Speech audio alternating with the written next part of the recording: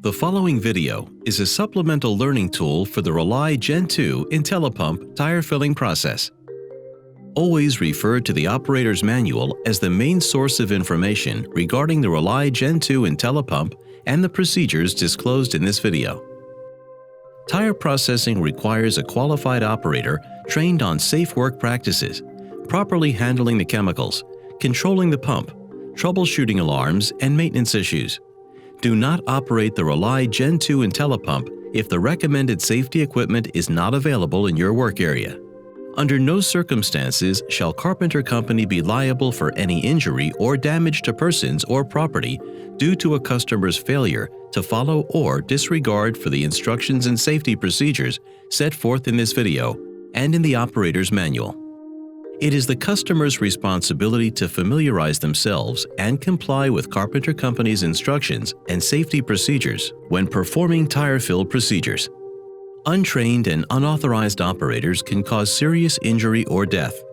Please call 800-936-6836 to schedule training with an authorized Carpenter Company representative before beginning the tire filling process for the first time. In this video, we are presenting an overview of the Rely Gen 2 IntelliPump, as well as safety precautions, recommended equipment, startup procedures, tire processing, and shutdown procedures.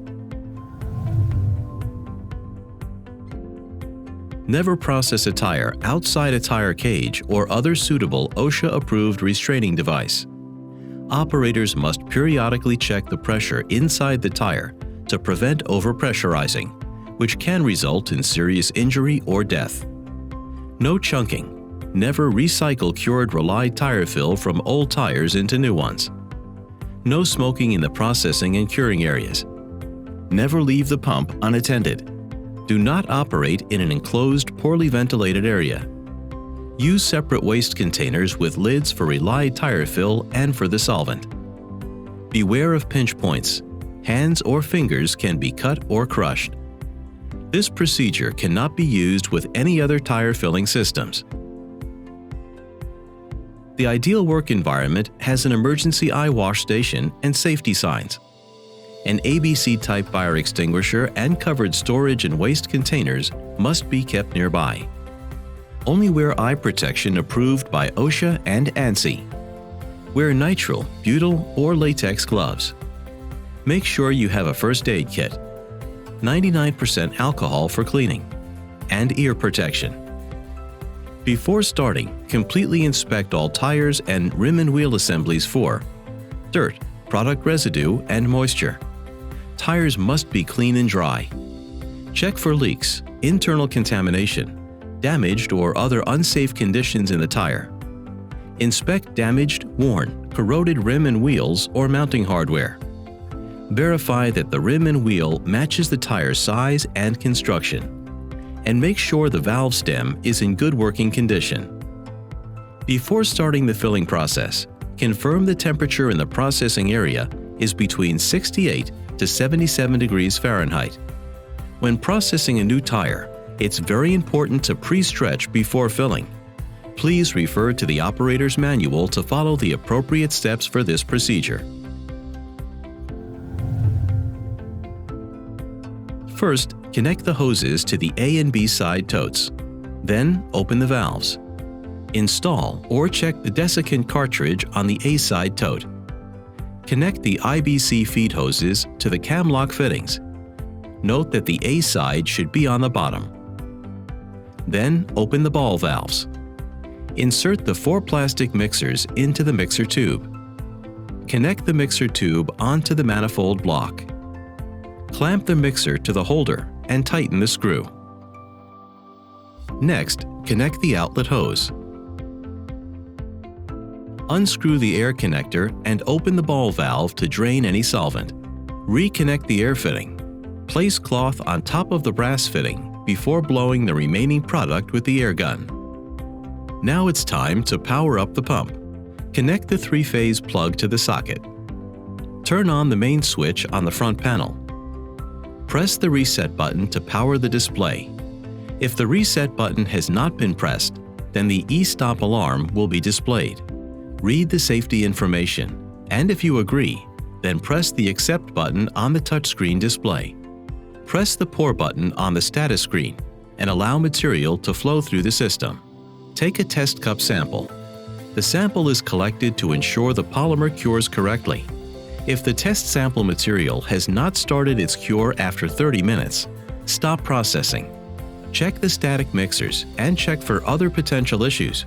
No further tires should be processed until you ensure the product is curing correctly. There are two ways to connect to the tire, with either the quick fill valve quick coupler system or the Haltech valve adapter gun. For the quick fill valve, remove the valve core from the valve stem on the tire. Install the quick fill valve on the valve stem. Connect the quick fill valve to the pump using the female quick coupler on the hose. With the Haltech valve adapter gun, load a new valve core into the Haltech gun. Remove the valve core from the valve stem on the tire. Let the air come out of the tire according to the procedures for tubeless tires. Connect the pump to the tire using the valve union. Tighten the valve union until it is snug. Note that over-tightening the valve union can cause the valve stem to collapse. Now that the tire is appropriately connected to the pump, it's time to start the filling process.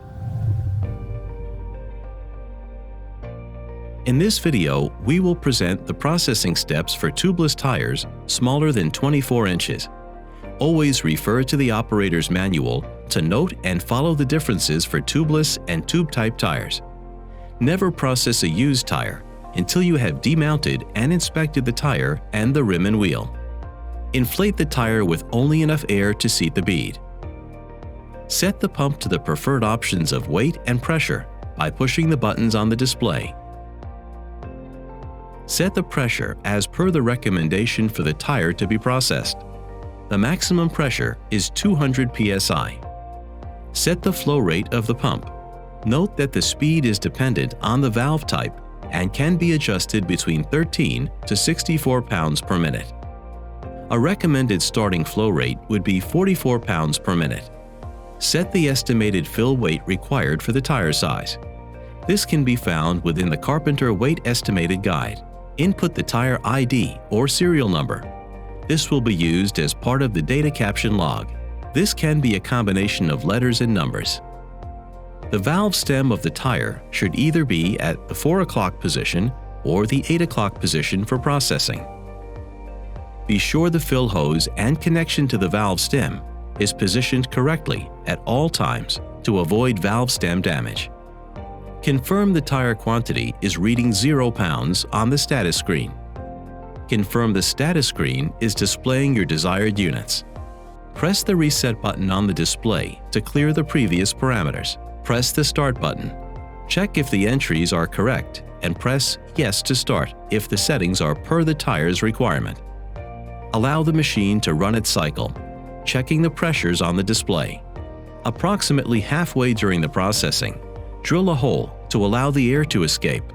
Insert the vent needle at the appropriate pressure, depending on the type of tire. For tubeless tires, do it at 20 psi. For tube-type tires, do it at half of the recommended tire pressure. Processing a tire without a properly inserted vent needle increases your risk of serious injury or death. Insert the vent needle into the top of the tire at the 12 o'clock position. Do not push the needle too far and do not allow air to escape. Releasing too much pressure may cause you to lose the bead seating of a tubeless tire. For a tube-type tire, reduce the chances of damaging the tube by keeping the tube tight against the casing. This is done by maintaining at least half of the recommended pressure inside the tube. Always check if the needle is clear and properly venting air. To check pressure during filling, press either the pause button or the stop button. Periodic checks of tire pressure should be made according to the following table. Once all air has been removed from the tire and product starts to flow out of the vent needle, immediately pause the pump and seal the hole with a suitable screw. A number 12 1.5-inch hex screw with a 5/16 inch nut driver works well. For tube-type tires, Carefully plug the hole following the same path the vent needle was inserted. Do not tear, damage, or create another hole in the tube. The pump should now go into stage 3 to pressurize the tire to set the figure. The pump will register cycle complete on the screen once it reaches the preset pressure. Only at this point will the system log the data caption items. If the tire does become overpressurized, open the back pressure valve on the bottom of the block on the back of the pump and drain some of the product into the waste container. Then check the pressure in the tire again. Lay the tire flat in a horizontal position to cure. Continue to process the remaining tires carrying out the same steps as above. Remember to enter the ID number and press reset before starting each tire. When filling tires that are larger than 24 inches, always process tires laying down on their side.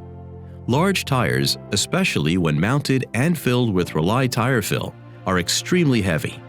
A tire could fall and crush or seriously injure you or a bystander. Please refer to the operator's manual to learn more about processing larger tires.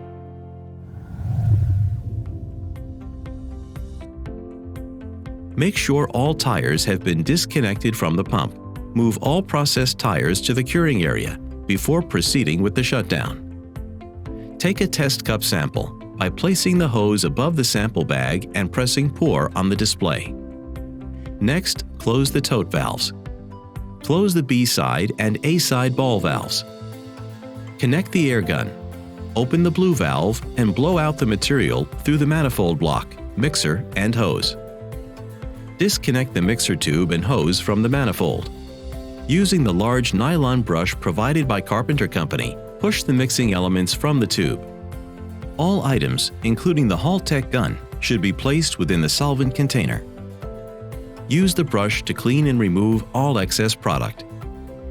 Remove and clean the mixer elements every time you finish processing tires. Do not leave the mixer elements in the solvent for long periods of time.